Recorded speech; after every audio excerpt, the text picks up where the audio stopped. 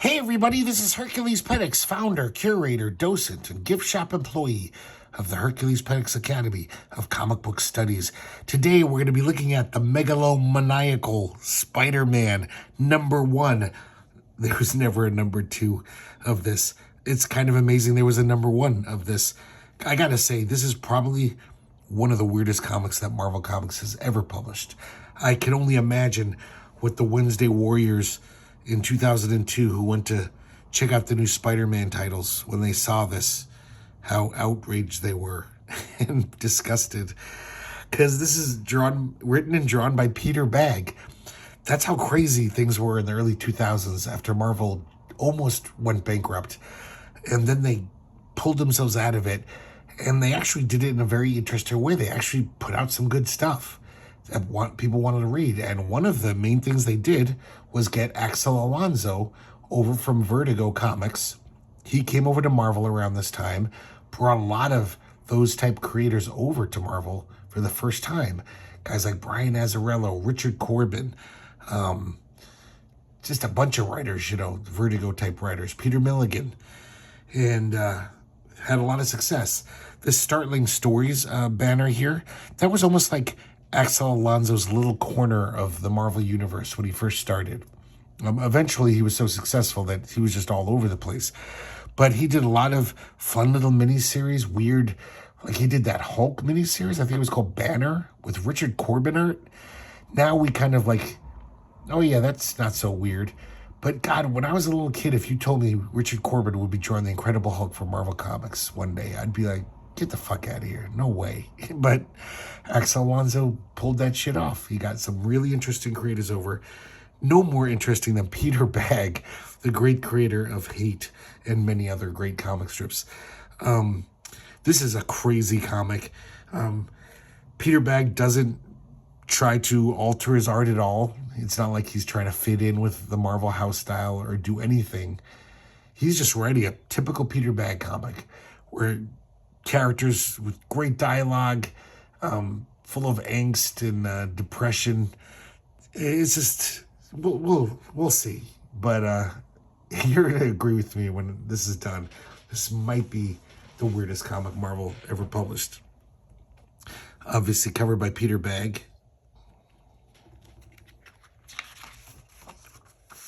So we start off in 1968, and Peter Parker is visiting Gwen Stacy, and he really needs to talk to someone. And, Gwen's actually a little fed up with him. Because, Peter Parker was always whining about something, belly aching. Oh, woe is me. Why is life so hard? And I know life was kind of hard, but it's hard for a lot of people. But you're Spider-Man. Most people have your problems and they're, can't lift a truck over their head. But Gwen's a little chuffed. She's just like, oh, God, you have to feel guilty. Why do you feel guilty about everything? But this time, Peter actually has a real reason. Because he found out, this is obviously not Marvel canon. He found out that Uncle Ben wasn't murdered by just some random burglar. It turns out Uncle Ben was this, gambling addict. And the guy who shot him was a guy coming to collect his debt. He was behind on his VIG. And Uncle Ben decided to just pop him, shoot him. And the guy got the drop on him first and shot him. So Peter's devastated. He's like, yeah, Aunt May knew about this the whole time. She never told me. My whole life is a lie. And it's really getting angry. And he even hurts Gwen. He grabs her wrists, And she thinks, what a grip he has. Youch. Because he's Spider-Man. And eventually Gwen is just like, come on, Peter. Enough of this shit. You see everything in black and white, good and evil. Like a little kid. It's like, look around you at the country right now. We're totally going through the same crisis. Our leaders lied to us about Vietnam, about the Kennedy assassination. People just want to be told what they want to hear. They don't want the hard truths. Aunt May was just trying to be nice. So Peter looks like he's calming down. And then Gwen kind of like makes a pass at him. Says, yeah, maybe we could. And she whispers in his ear. And then Peter gets outraged. He's like, get away from me, you vixen. I'm onto your game. And then he starts ranting like a paranoid, crazy man. He's all like, he's like, you're trying to fill my head with all sorts of radical notions you get from your protester friends on campus. She's like, what are you talking about, Peter? You're talking crazy. And Peter gets so angry that he's up the wall. Again, Gwen is so angry, she doesn't even notice that he's clinging to the wall. She's just like, get down from there. And he even calls her a commie, basically. And then accuses her of working with Mysterio or maybe Dr. Octopus. And then he just jumps out the window. And Gwen doesn't think, she's so distraught. She's not like, oh my God, he just jumped out the window. Because she doesn't know he's Spider-Man, of course. And she's just like, oh man, what's my problem? Why am I attracted to this guy? He's crazy, but he is awful cute. I hope he isn't gay, she says. But this is the first page we realize what Peter Bagge is doing in this comic. He's making Peter Parker Steve Ditko. Because, Steve Ditko had some kind of kooky ideas. It was kind of definitely a weird type of guy. And it's almost like this comic is, what if Steve Ditko was Spider-Man? Very interesting premise. So then we see, typical splash page. This is colored by Laura Allred, by the way, of Madman fame. So it looks really nice. But, Peter Bagge's just drawn like Peter Bagge. It looks crazy. It's really nuts. God, those Spider-Man fans must have been just like vomiting when they saw this. They must have been like writing strongly worded emails. So it's just a montage of Spider-Man fighting all these, his rogues gallery. The whole time, though, he's thinking about what Gwen said and kind of realizing that maybe she's right. She's like, why? I'm not getting paid for this. I'm risking my life. It's the police's job. I'm getting in the way. Gwen told him, is like, live for yourself a little, Peter. You're always guilty about something. And she's like, yeah, she's right. Maybe I should just, look out for number one a little. Being a superhero is a futile endeavor. I love his interpretations of all these classic Marvel characters. So one day he's fighting Dr. Octopus, and he's really distracted with these thoughts. And he almost gets killed by this zap gun. And he's like, that's it. That's the final straw. I'm fucking done with this shit. And Dr. Octopus is like, what do you mean? You'll be back tomorrow, won't you? What about us? And Peter Parker, Spider-Man is to say, there's no us. Get a girlfriend. So I love this, how Dr. Octopus, you realize that they were in a codependent relationship. Look at this here. This isn't just off-model Spider-Man. This is just fucking just bizarro. Like, what is that? That's not even Peter Bagge style. It looks like an amoeba head or something. Or like Jeff Smith drew it. So later on, Peter is definitely thinking that, yeah, I think I'm done with the superhero thing. And then he's reading Atlas Shrugged. I guess Gwen lent him a copy. And he's all like, this book's really inspiring. It's got a lot of good ideas. And as you all know, Steve Ditko is a huge Rand objectivist, hugely in Rand. And he makes the decision. He's like, I'm done with this shit. So now we jump ahead to 1984. We're in Manhattan. We see this giant skyscraper that says Spider-Man Inc. on top. And Peter Parker's older now, obviously. And Betty Brant is his secretary. And Peter Parker is definitely changed. He's become quite the piece of shit. Aunt May is calling on line 1. He's like, what does that old bag want? What does she want now? I told her never to call me at the office. And she's like, she just wanted to wish you a happy birthday, Peter. And he's like, fuck her. And doesn't even talk to Aunt May. And Betty Bransel was crying because she still kind of loves Peter, the old Peter. And she's had to watch him become this tyrant. And then he calls in J. Jonah Jameson. So apparently, Spider-Man Inc., this huge corporation, bought out the Daily Bugle. It sounds like Peter wanted that just so he could have J. Jonah Jameson under his thumb in his employ. And J. Jonah Jameson, you see, is a broken man now.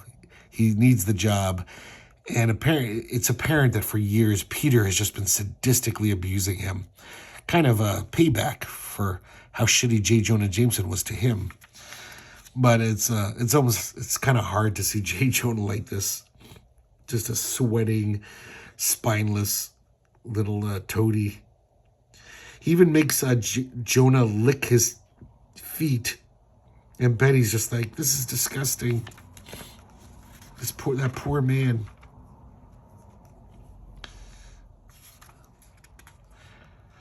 So the more he talks, we just realize Peter's just a horrible person in every way. But Betty still has these little broken hearts around her head, like, you big bastard. But she still kind of loves him.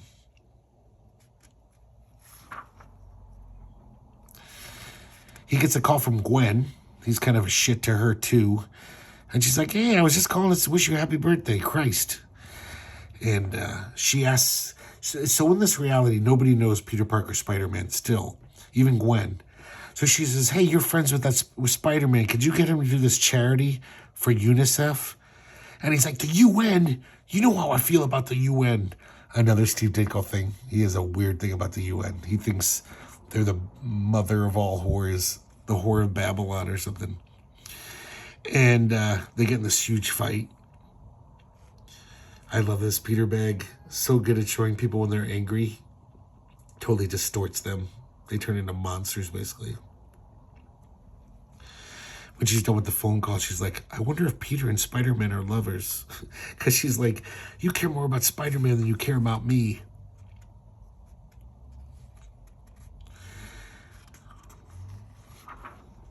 Yeah, Peter Parker's attitude is just like, Spider-Man doesn't owe anyone anything. Which is kind of the Ayn Rand thing. Like, charity is stupid. And you have no obligation to help your fellow man. In fact, that is actually harmful to them. It's kind of become the basis of Republican politics. So I guess this big event's coming up. Next week, Ronald Reagan is going to give Spider-Man the Congressional Medal of Honor or something like that. And we see Peter in his mansion trying on a Spider-Man outfit for the first time in years. And he's like, oh my God, I've gained weight. I look terrible. I can't show up like this. He's wigging out. Meanwhile, J. Jonah Jameson shows up with Peter's dry cleaning. Because that's the kind of menial thing he makes J. Jonah Jameson do for him. Just to humiliate him. Nobody answers the buzzer. So he goes to the service entrance and lets himself in. Meanwhile, Gwen leaves a message on the phone and she dumps Peter. She says, we should have done this years ago. I can't take it anymore. We got to separate. And Peter freaks out, throws a chair through the wall. J. Jonah looks through the hole in the wall and sees the Peter Spider-Man. And he basically realizes that he's got the goods on Peter now. He says, looks like I'm holding the cards now, unless your stockholders won't care that Spider-Man is some out-of-shape phony, that is. And Peter just breaks down and is like, you're right, I am a phony. I'm terrible. And of course, Jonah's loving it. He's berating him. It's like, you're a punk and a fraud. And Peter says, I quit. And then J. Jonah's like, but wait, you can't quit. Our jobs all depend on you. Spider-Man Inc. needs you to keep going, or we're all out of a job. So Peter's kind of thinking about how even before J. Jonah came in, he was like, maybe I could find someone to replace me for that Congressional Medal of Honor ceremony. And J. Jonah thinks the same thing. He's like, we could find someone to take your place. And then Jonah has an idea. He says, I know we could take your place. He's like, me. And he dresses up in the outfit. I guess J. Jonah's been keeping in good shape. Like a steady diet of bitterness and anger and cruelty. Keeps you thin, I guess. And Jonah admits, he says, you know, I was always envious of Spider-Man. I always secretly wished I was him. I guess that's why I always hated him so much. That's a callback to that classic scene in Ditko Spider-Man where J. Jonah had that soliloquy where he was like kind of said the same thing. He wants to tear down Spider-Man because he envies him so much and he can't be him. So next week at the ceremony, Ronald Reagan is giving the award to Spider-Man. I love this. He shows Reagan just like shaking. Oh my God, look at that shaped head. And then we see a gunman on the roof. And Reagan kind of jumps behind Spider-Man as a human shield. And we see the crosshair right on Spider-Man's face. Well, actually, J. Jonah Jameson's face, of course. Now we see 15 years later. We see this reporter from thebugle.com walking through this crappy neighborhood in New York City, in Queens. And he knocks on this door, and it's Peter Parker. And he slams the door in his face. But then he opens the door again and says, what exactly is thebugle.com? And here we see Peter Parker is older and bitter. And he doesn't seem as cruel, out and out cruel, though. And of course, the reporter's there because it's the 15th anniversary of Spider-Man's death. And then everyone knows that Peter Parker was, you know, very close to Spider-Man. So every 5 years, these reporters come around. And of course, everyone thinks that J. Jonah Jameson was Spider-Man all along.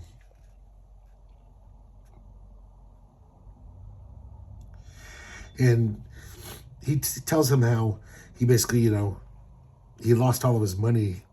He didn't necessarily lose it. He donated a huge chunk of it to this foundation, but they don't tell us what it is. I don't know if it's like the Objectivist Society, a reference to the Ayn Rand stuff. I don't know.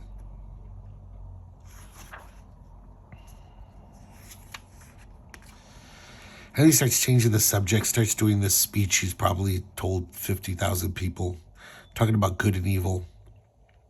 But it looks like he's changed.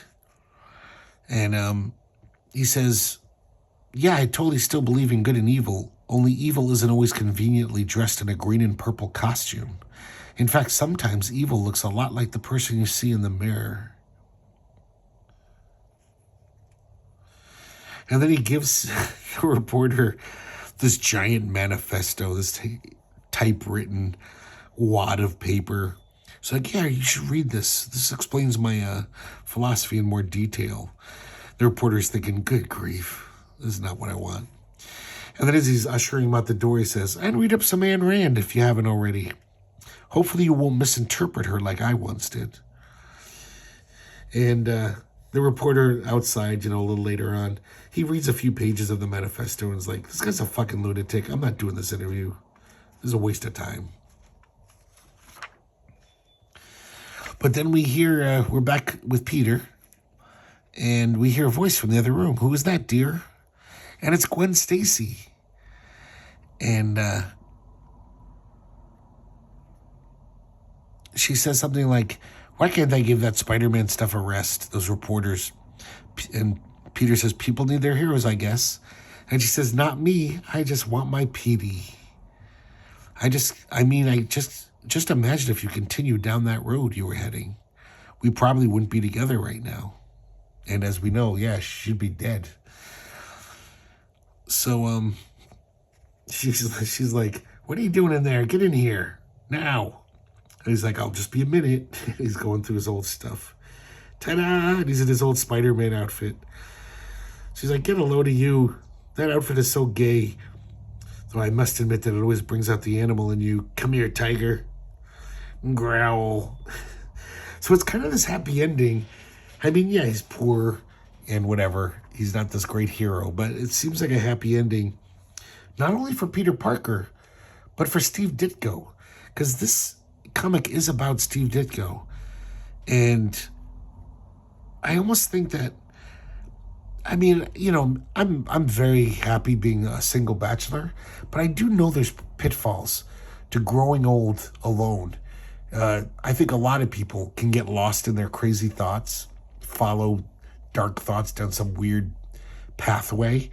And I think maybe the reason why a lot of people like to have partners and life partners and in their old age is you got someone there to be like, cut it out, you're being nutty. You know, come down to earth, you're being crazy. And when you live alone, you don't have someone doing that. You don't have someone checking you when you get some crazy thought, saying, what are you doing? You know, come on, honey. And so I don't know, I just picture this as almost like, oh yeah, maybe Steve Ditko should have had a wife. Because as far as I know, he never had a girlfriend. And I'm pretty sure it's mostly by choice. That guy seemed pretty misanthropic. And just didn't really like to get close to people.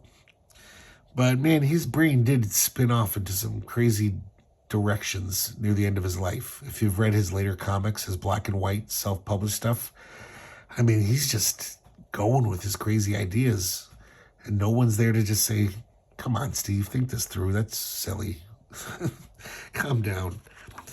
But, God, amazing comic. Just like so many Peter Bagge comics, it's so many good gags.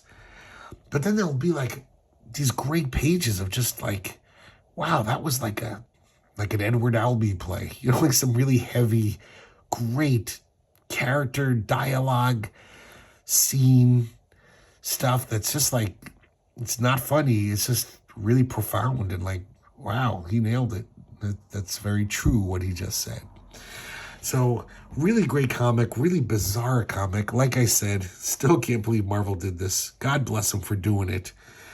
And pretty sure this is in dollar bins everywhere. I don't think this sold that well. So I don't think it's going to be hard for you to find.